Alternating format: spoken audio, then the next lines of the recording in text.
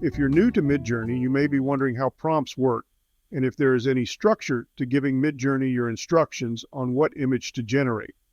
There is no set formula, but you should be aware that Midjourney usually gives more weight to the instructions at the beginning of the prompt.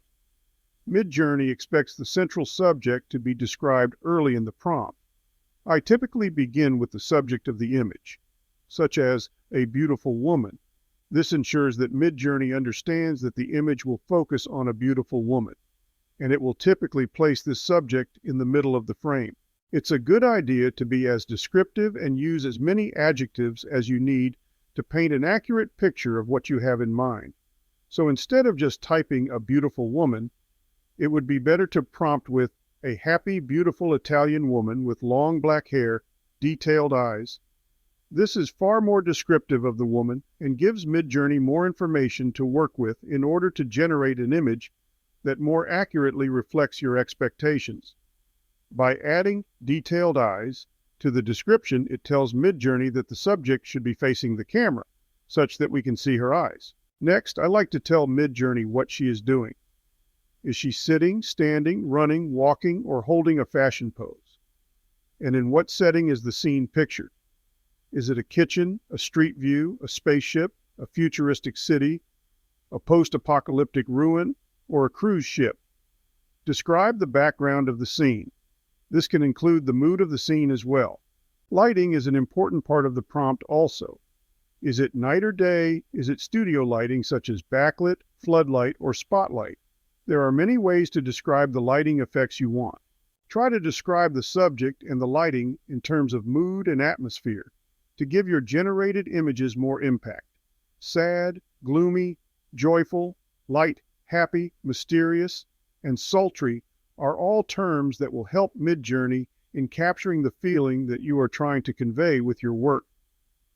Lastly, I like to describe the medium of the image to be generated, such as photorealistic, oil painting, watercolor, pen and ink, pencil sketch, or charcoal.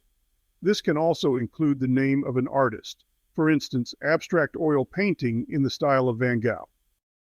Now let's look at parameters.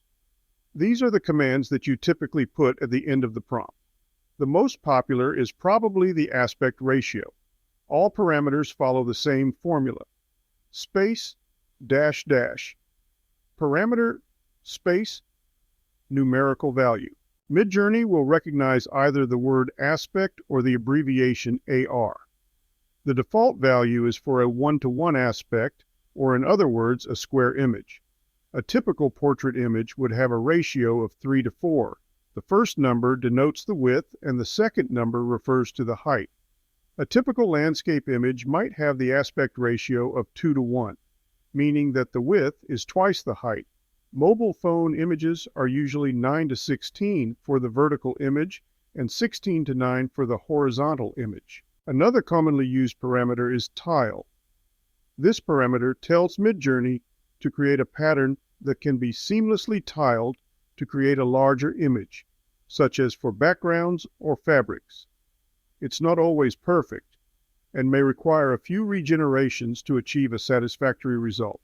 If you want to ensure that certain items don't show up in your image, you can use the No parameter. No hands will tell Midjourney that you don't want any hands visible in the image.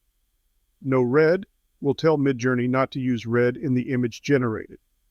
The No parameter is often used to help prevent certain unwanted visuals from appearing, such as no disfigured hands, no malformed faces, no crossed eyes, no double heads, etc. This is not as much of a problem as it used to be. Now for a brief summary. Be sure to use very detailed descriptive terms when writing a prompt for the subject of the image. Describe what they are doing and feeling. Describe the setting in terms of lighting, mood, and atmosphere. Remember, you can always build on your prompt. Don't be afraid to experiment with a wide variety of terms. Anything that comes to mind can unlock new creative images.